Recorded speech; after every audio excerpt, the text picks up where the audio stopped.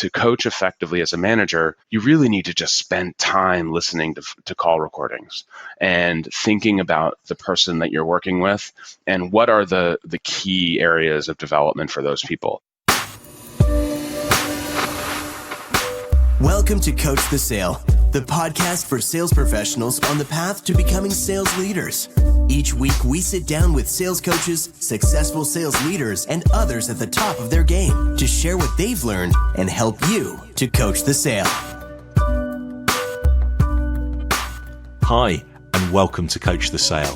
I'm your host, Matt Heyman, Marketing Manager at Refract.ai, and welcome once again to another episode of the show.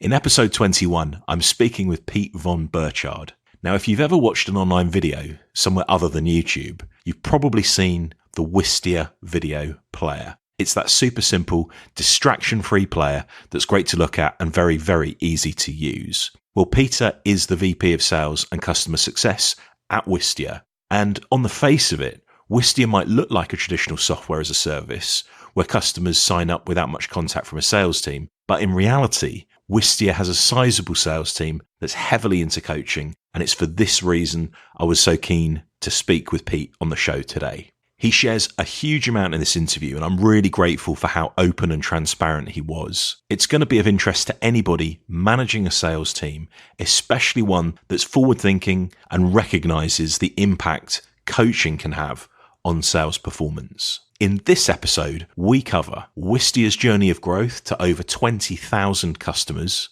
Pete breaks down the makeup of the sales team at Wistia, including how Wistia does sales coaching and the development of what he calls the Wistia way, the importance of your sales team knowing and using their authentic voice, the importance of reps and managers listening and reviewing sales calls, how you can develop your authentic voice even when working in an old-fashioned or traditional business, how much time sales managers at Wistia spend coaching and the support they receive to become better coaches, and finally, how Pete and his team measure success at Wistia. There's so much that we cover in this show. Fans of sports analogies won't be disappointed. We do get one in this episode. I hope you enjoy it. Let's get straight to it with Pete von Burchard, VP of Sales and Customer Success at Wistia.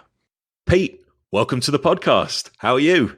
I'm doing great, Matt. Thank you so much for having us. I'm absolutely thrilled that you are on the podcast. I've been a customer of Wistia in various guises for 5, 6, 7, 8 years. Long-time fan. Love the marketing that you guys put out. Really, really thrilled that you've agreed to come on. And not just for that, but also the fact that you're managing a team, you're VP of Sales at Wistia. I think there's going to be a huge amount of value in what you've got to say. Before we get into all of that, some people may not know Wistia. They may have seen some videos that Wistia put out, or at least the player that often appears on the web. Yeah. For those who don't know Wistia, tell us a little bit about the company. Absolutely. Yeah. Thank you. First of all, thank you so much for having me. I'm really looking forward to having this conversation. So Wistia is at its core, a video hosting solution. And what we do is we work with marketers to help make their videos kind of do some hard work for them. And so, at the very basic, you can kind of use Wistia to host your video, to present a player in a customizable and beautiful way on your site or in your email marketing campaigns. And when people watch the videos, it'll produce a bunch of analytics, engagement data, help you be more proactive in your video strategy. And more recently, we've focused on providing sort of more holistic video experiences on those websites. And so we've initially introduced channels where folks can use more of a Netflix type of experience for their customers on their website to provide galleries or episodic content. And we're really excited about the direction of where content and marketing is going in general. And so we're sort of trying to think how can we sort of level up the video marketing strategies across our sort of SMB customer base. And the company's grown significantly over the last couple of years, hasn't it? What's the journey been like over the last, say, 5 years for Wistia? Yeah, it's been amazing. We've really changed a lot actually as a company over the last few years, and we've been around for over 10 years. and have been, sort of a slow and steady organic growth for the company. We've got about 20,000 customers, and lots of different great use cases and sort of examples in the wild around Wistia. But it has been a great evolution from really core sort of video hosting technology to enabling marketers that are doing content in so many different ways. So it feels like we're always doing something new and evolving. It feels like a new company every year in some ways. But if you look back, we've been around for about 10 years and again, 20,000 customers. And so you can see the player in the wild all over the place, which is kind of cool. What does the sales team look like within Wistia? Give us a sense of what the sales team looks like relative to the size of Wistia. Yeah. We have so the sales team is about 20 people, and it's split between sales development and account executives. And relative to the size of Wistia, we have the vast majority of our customers have come in through our self-serve model, and they've come in at somewhat of a lower tier pricing model. So, you can create a free account and you can buy Wistia, sort of the lower tier product, in sort of $100 a month price point. Most of those customers come in without talking to sales, without talking to customer support or success or anybody really. And then some segment of those, whether they're free account creators or pro customers, start to end up on a journey where they want to, leverage Wistia in a way that they're making a bigger investment. They either have a large library of videos, they really want to create a unique and engaging experience on their site with video, whether it's building, a larger set of subscribers around a set of content, or doing some of the episodic content that we've been talking about, or leveraging marketing automation tools. So there are sort of different ways that people want to leverage video in their go-to-market strategy or their marketing strategies. And we kind of work with those folks to get them into our higher tier plans. And that's where the sales team comes in. And so it does blur a little bit the line of success in sales in some ways, because we're really aligning ourselves with folks that are certainly within the product and working with Wistia to make sure that they're getting the most out of the product. And then hopefully in the end, they end up on our higher tier plans and, are growing their video libraries and generating a ton of bandwidth and views on the site. And their success becomes our success over time. So let's pivot into coaching, because I know coaching is a big part of what you personally and your team do at Wistia.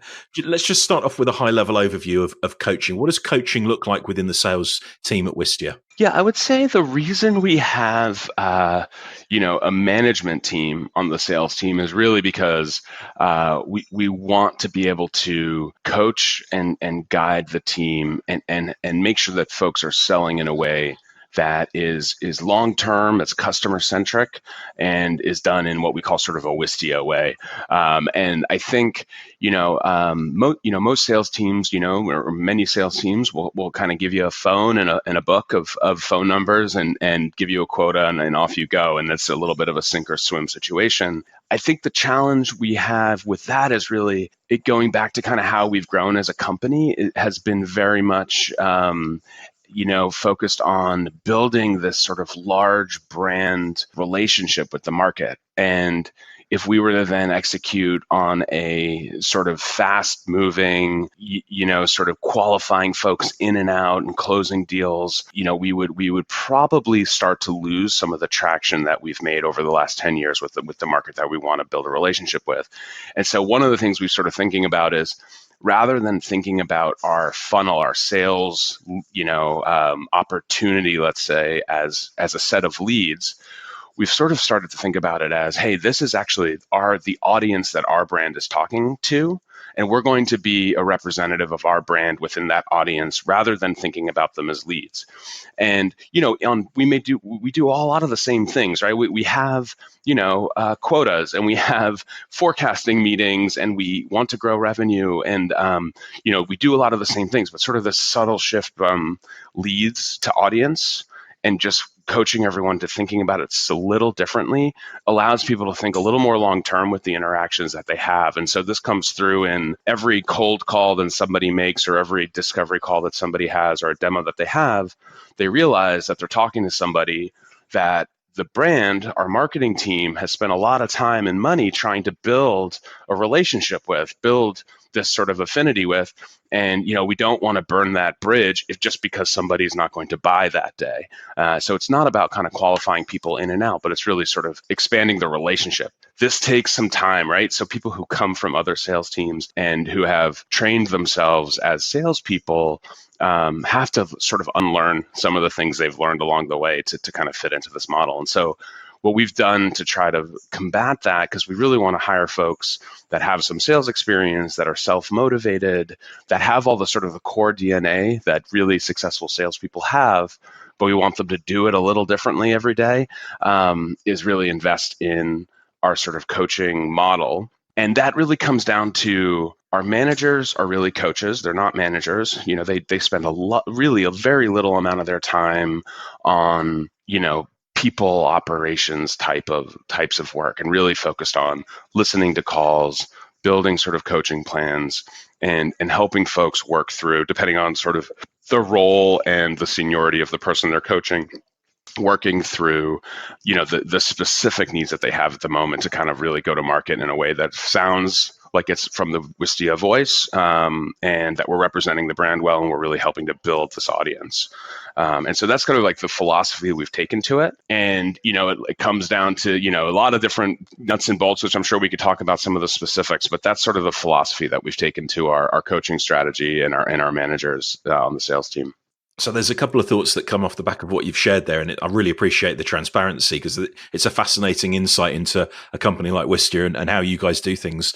I think there's two things. One is having that Wistia way that you talked about, and having been on the receiving end of discovery calls and demos from Wistia reps, you can hear it. The voice that's in your marketing is the voice that's used on those discovery and demos. It's completely consistent, and it's extremely powerful.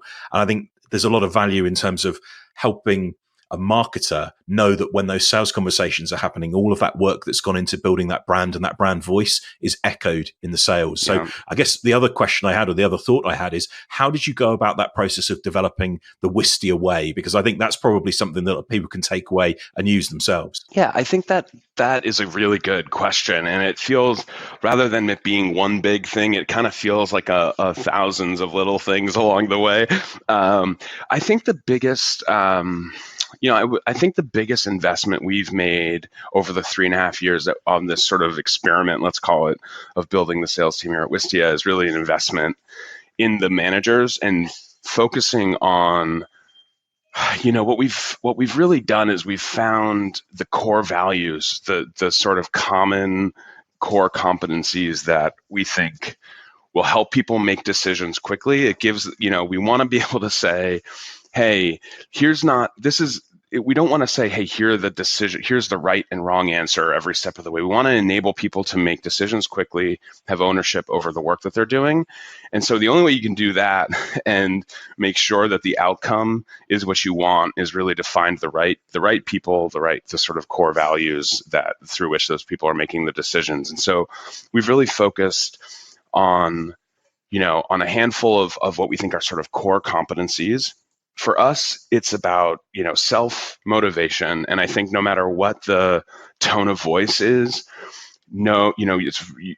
self-motivation is a core competency for any salesperson. And you can't get away from that. And it really has to be something that folks come in every day and they're really self-driven to be successful. But then we really have added 3 others that we think are really important.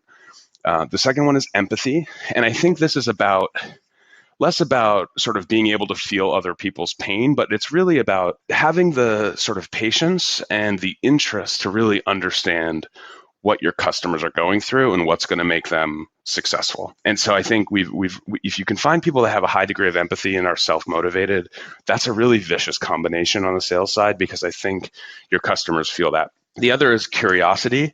And I think we just think that folks that really want to understand the why behind every answer that they get from their customers is really important. And so just people who ask great questions, who really genuinely want to know the why or the truth behind whatever they're trying to understand, the better the information you have, the better solution you can provide. And so that has been really successful sort of core competency for us. And then the other is adaptability. And this is more about the industry that we're in, the kind of company we are. we're constantly testing new things. We have new ideas that come up about, hey, this customer, is having this issue. We think we have a good solution for that. Can we find other customers that have that same issue? Constantly testing, what end up being new lead sources or new strategies, new messaging frameworks, things like that. And so it can feel a little bit like kind of a whiplash for folks that don't feel comfortable in that environment, because we're constantly testing new things. And so those are the competencies that we focused on initially in the management tier.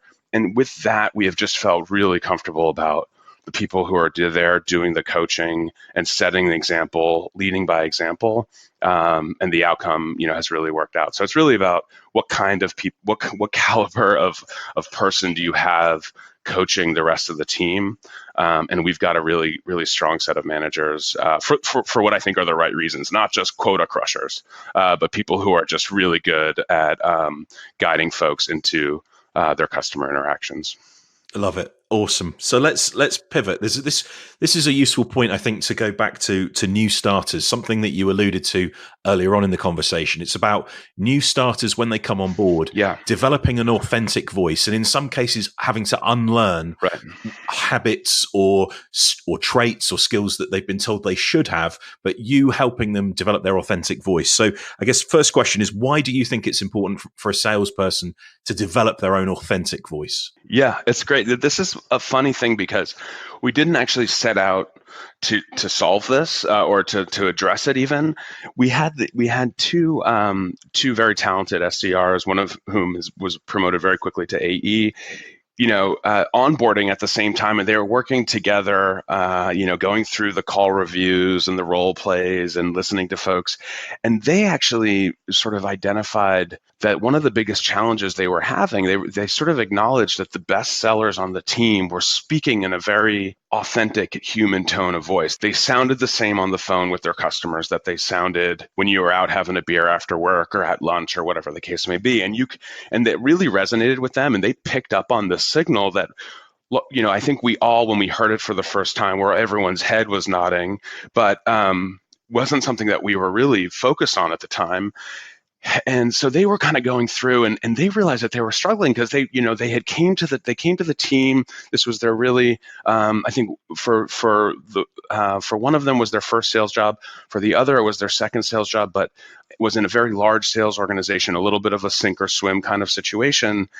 And they came with this sort of what we thought was a misperception that, if you're on the phone with customers, you have to put up a very stern and professional front.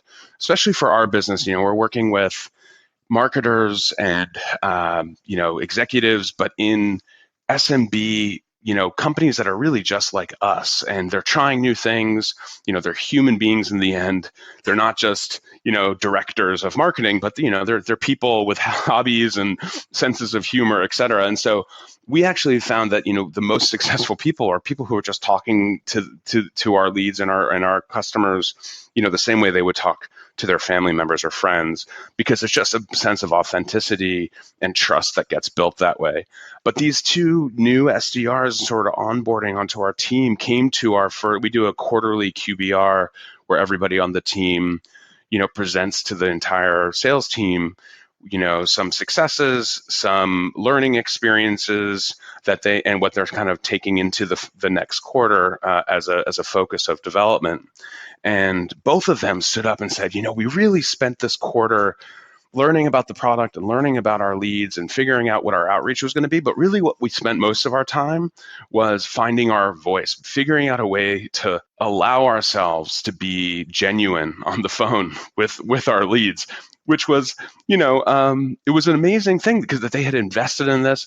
They had gotten feedback. They had taken some call recordings to these AEs that were doing this really well, and said like, hey, how does this sound? And iterated on it and found that, hey, that you sound a little bit like a robot here. You sound like you're trying to put up a front that isn't you. Why aren't you be yourself on the phone? And that was sort of liberating. And I think the benefits here are, one is, of course, like you build trust with the people you're speaking to if they feel like they're talking to a human being rather than, a sales machine. The other is that it really frees the rep up to be honest when they don't have the answer to a question. And I know that this sometimes gets overlooked how important this is. But if you are trying to build credibility by putting a sort of a hyper professional persona out there, it's going to be very difficult for you to tell your customer, you know what, that's a great question, I don't know the answer. And for me, every time I hear somebody on the phone say that, I jump up and down with happiness, because you can't have all the answers. Nobody has all the answers. The problem is when you start to try to make up the answer or misrepresent it or try to figure it out on the fly, because I think everybody knows that that's happening. And I think when you are really speaking from, if you're presenting your own authentic self on the phone, it's just a lot easier to say, you know what, that's a great question, let me get back to you on that, as opposed to trying to come up with the answer. The final benefit that we found here, and this is why we sort of focus on this so much now, is that the reps end up having just a lot more fun at work when they're allowed to just be themselves, because everybody has different personalities, everyone has different interests, and if you've got to sort of conform to a sort of unified persona, then you really aren't. You're not able to sort of be yourself and bring your whole self to work, and you're having less fun. You're probably also less able to bring creative solutions to the work that you're doing, et cetera. So I think there's a lot of sort of ancillary benefits, but it was, a proud moment to see very new people putting so much emphasis on this, and it's not something you'd think of initially, but it's something that we focus on now as a team. So there's so much to take out of that answer. There's so much there. One of them, I guess, is the power and the impact of reviewing call recordings. Absolutely. Because ultimately, all of this learning came about as a result of actually listening to calls, but not just from an ivory tower, actually having reps listen to each other's calls and feedback on the process. So I'm guessing that's something that you guys do a lot of. Yeah. When you start on the sales team at Wistia, you have a month sort of onboarding schedule, and we use a tool called Trello, which is like a project management tool, but you could set it up as a week 1, week 2, week 3, week 4, and then each week has a set of cards, which are essentially tasks. The reason we do this is because it's self-directed, and the person can jump ahead, or they can drag a card from one week to the next if they're behind, and everyone learns obviously at a very different pace. And so this is a good way we've found to guide people without sort of micromanaging their days during onboarding. And every week includes a handful of calls and shadowing opportunities with different people on the phone. And I think it's important to recognize that there's not a right or wrong way to sell, and so you have to be diverse about the about the exposure that people get early on. One person may have success for other reasons than another person's success, and so exposing reps early on to lots of different AEs and SDRs on the phone with their customers, different scenarios, basically gives them little tidbits that they can turn into their own. So we think listening to calls all the way through your entire tenure at Wistia, whether it's one-to-one from a manager perspective or rep to rep, and in a group setting as well. We do a lot of call recordings in a group setting and sort of feedback sessions as well. So I just want to circle back a little bit to the previous answer and just this idea of having your own authentic voice, because I'm imagining someone listening to this, maybe they're working at a multinational FTSE 100 or a larger company, and maybe thinking, well, that's okay for Pete, because all of the marketing material, it's so informal and lighthearted and jovial. And that's great. And of course, the reps can do that because it's just mirroring what the marketing material is doing. What do you say to a person who's maybe in a slightly grey industry, don't necessarily have that same sort of enthusiasm? What about for that person? What about the authentic voice there? I think it still applies. I think, there's obviously a degree of professionalism that you have to maintain if you're making a presentation in a boardroom, in a financial services company. But to be honest, for many years, I sold into enterprise financial services companies, AIG, Franklin Templeton in New York City, pinstripe suit, on site at these very large companies. In the end, the most success I had there were with folks that I had real, genuine human relationships with. And, there was at the time, I had a bunch of KPIs. The one thing that would get me in trouble is if my lunch or dinner meetings were down. and my manager would come in and tell me, hey, your expense report is too low this month. And at first I was kind of confused about that. The reason is that they just want you out having real human conversations with your prospects and being yourself. And, my manager knew that if I had a glass of wine and a meal with somebody that I was trying to work with, I'd come out of that with a real genuine conversation. I would be myself. It wouldn't be a presentation. It would be, two human beings speaking to each other. And in the end, that's really all this is, it's really hard if you go feature to feature with your competitors. It's really hard to kind of stand out. It doesn't matter what you do. It's just that's really not a great way to differentiate yourself. And it really always comes back to how well do you understand the problems that you're solving, and is there an element of trust between the two people that are trying to work together? And the only way to do that is really to be authentic and to put yourself out there in a human way. So I think it applies everywhere. Even if there's times when you need to sort of be respectful of the environment that you're in, that doesn't mean that you have to sort of hold back on who you are and the authenticity that you bring to the relationship. Love it, and totally agree with you. For what it's worth, I think you're absolutely right. Well, let's focus on managers now. Yeah. We've talked a little bit about junior staff or new starters. Let's just pivot for a second and think about managers. Yeah. You mentioned in a previous answer about the amount of time that managers are coaching versus selling. In fact, you referred to them almost as coaches rather than as managers. Yes. Talk to me about the role of the manager at Wistia and that split between coaching and selling. Yeah, so I feel very strongly that somebody that has management or coaching responsibilities should not have direct selling responsibilities. So we don't have anybody that has, a direct report on the sales team that is actually selling to customers at the same time. Now, that doesn't mean that those folks won't get their hands dirty. They're very involved in the deals that their team are working on, and certainly get on the phone with those customers to support those reps when the time is right. But there's not a manager on the sales team that also holds an individual quota, and the reason is that there's we really want people to focus and be specialized on our team.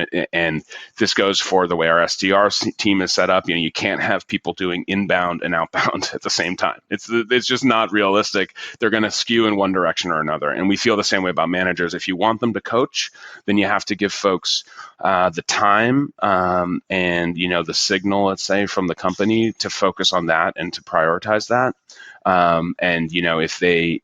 If they have an individual quota to carry as well, they're not going to be able to do that. And so it comes down to, for us, it's a couple of things. One is it's the size of the team.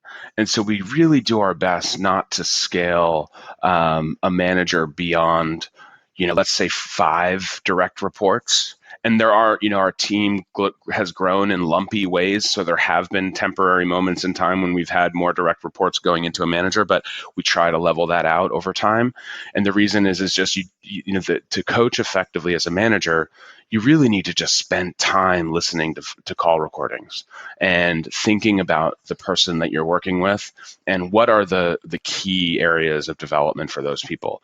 I'm not sure, if you're a golfer or not, but for me, I'm not good. I love to play golf. I'm very terrible at it. But if I play golf and somebody says, hey, there's this one thing, if you move your hand this way or that way and you just focus on that for the day, that can be effective for me. But as soon as somebody says, oh, and also you should put your feet in this other direction and maybe you should shift your weight a little bit backwards, as soon as there's a second or a third thing that I need to think about, I can't put them, I can't prioritize effectively in my head, and then I get worried, and then I have the worst round of golf I've ever had. And I think it's really just kind of like picking the one thing and leaning into that and like seeing movement there. And that takes time to do it. It has thoughtful, you have to put some thought into that. And so I think making sure that managers have the time and the signal from the organization to invest in meaningful coaching on an individualized basis is a really important component to it. And how are you supporting the coaches in their own development as well? Do they receive external support, or are they coached by senior leadership at Wistia? How do those guys grow their own skill set? Yeah, it's a good question. I think, well, so everybody at Wistia has a professional development stipend on an annual basis. And so anybody at Wistia can sort of choose their own adventure around going to professional development classes, hiring a coach or a mentor external to the company, pursuing conferences and learning opportunities. So everybody has a stipend that they can use across the organization. Beyond that, certainly my focus with the with the managers is to be initially, the foundation is really to give ownership over the work that they're doing to those people. And so going back to, every rep might be successful for different reasons. Every manager, could be different. Could be successful for different reasons. And I think ultimately, what every manager needs the most is sort of ownership and agency over their team and what they're doing. And the hard part is kind of letting go a little bit. And so we focus on, really what are the goals? What are the sort of the top line KPIs that everyone is focused on that indicate that we're on track to hit those goals? And then the rest is very responsive to what the manager needs. And I think, for me, a one-to-one with my manager is, I show up, I sit down, and that is a meeting that's led by the manager.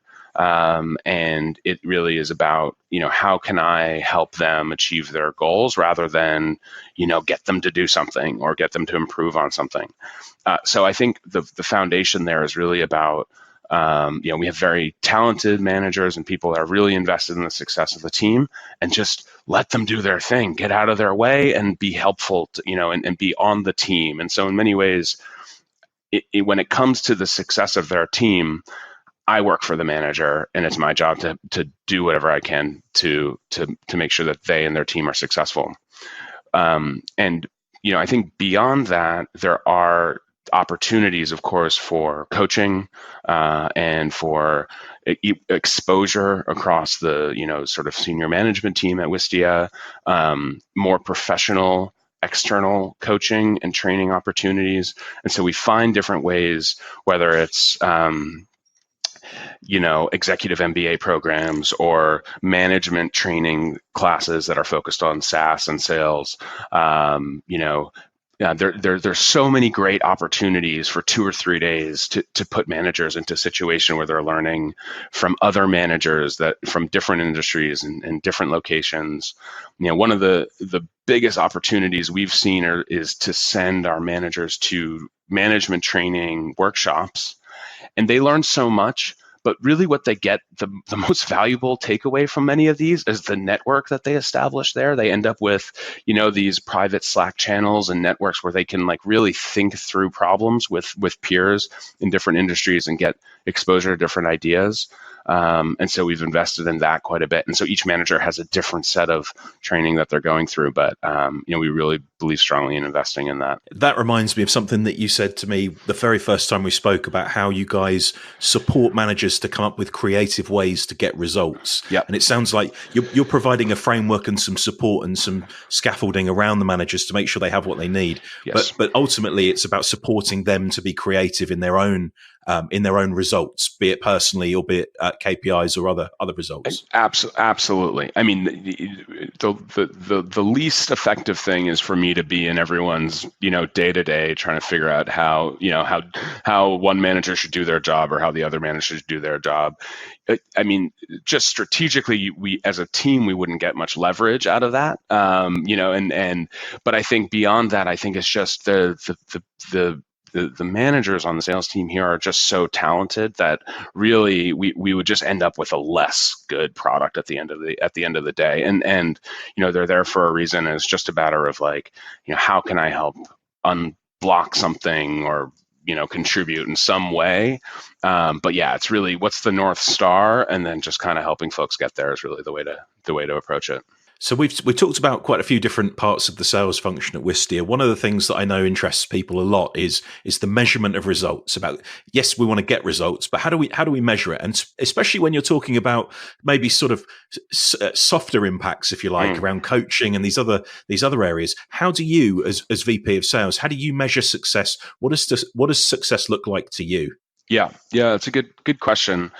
Of course, we have quotas and we have KPIs from an activity perspective that we use, and those are really just like signals and leading indicators that we're going to come through on our promise to generate revenue for the business. And so those are important, but they don't give us a good idea of the engagement of the team and the customer's experience. We've thought about ways of measuring, the customer's experience via things like conversion rates and, like lead to deal conversion rates and win rates and things like that. And we think that there's something there, but we can't, there's so much that goes into a month of sales at Wistia that's really hard to signal out, why our win rate grew by 5 or 10%, or why our conversion rate on our lead to discovery call, is 6 or 7% instead of 4 or 5%. But we do think there's something there. And so when we focus on the leads that we want to call, we will never dip below a certain conversion rate and just bump up the volume on it in order to get more deals, just because we think that there's enough turmoil in our customers' experience there that we're not quite ready to go there. In terms of the experience at Wistia for the employees, we do a regular engagement survey.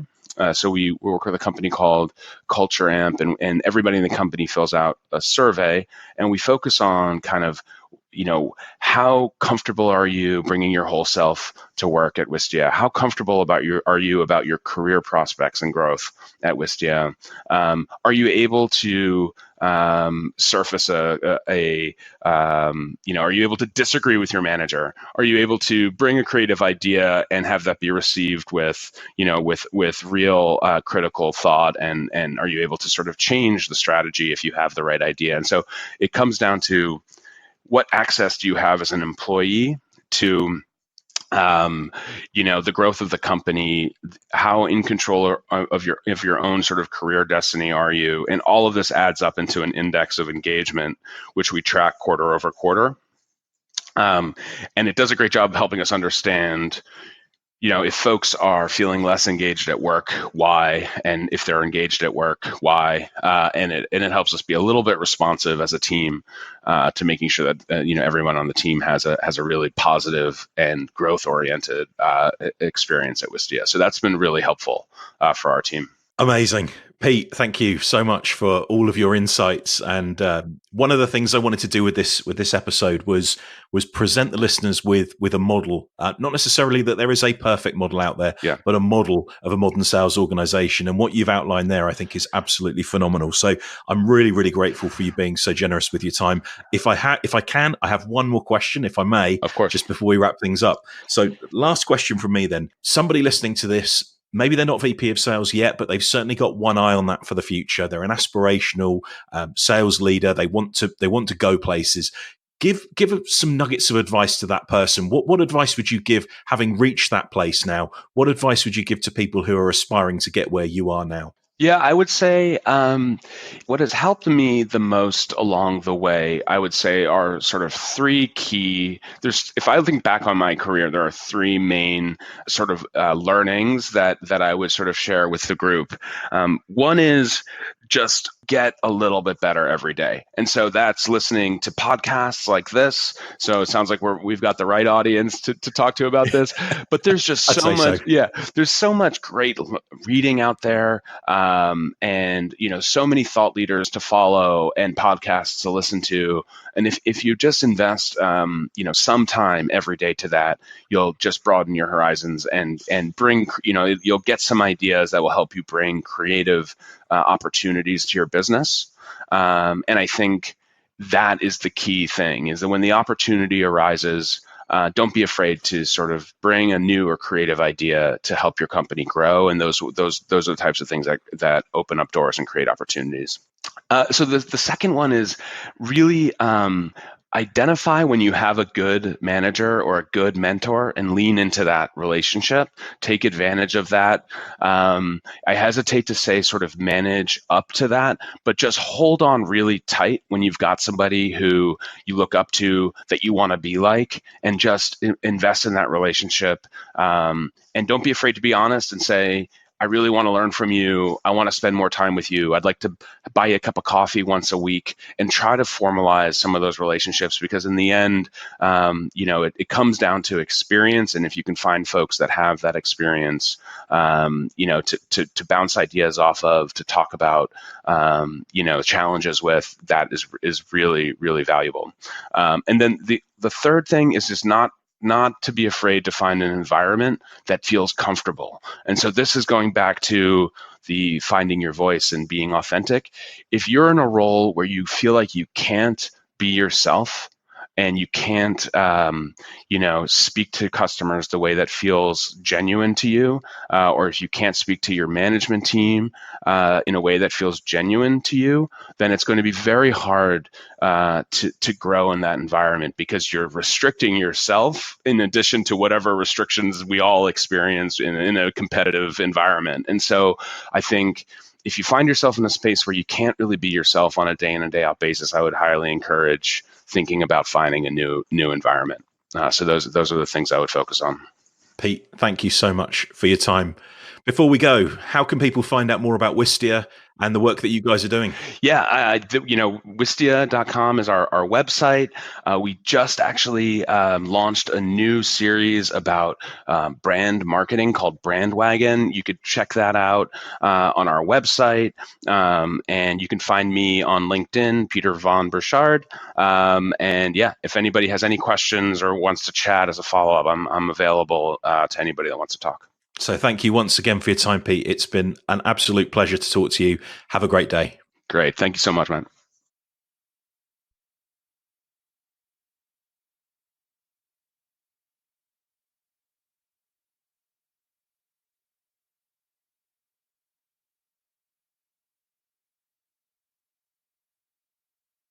Thanks for listening to another episode of Coach the Sale. For show notes, sales coaching resources, and more, visit refract.ai/coach.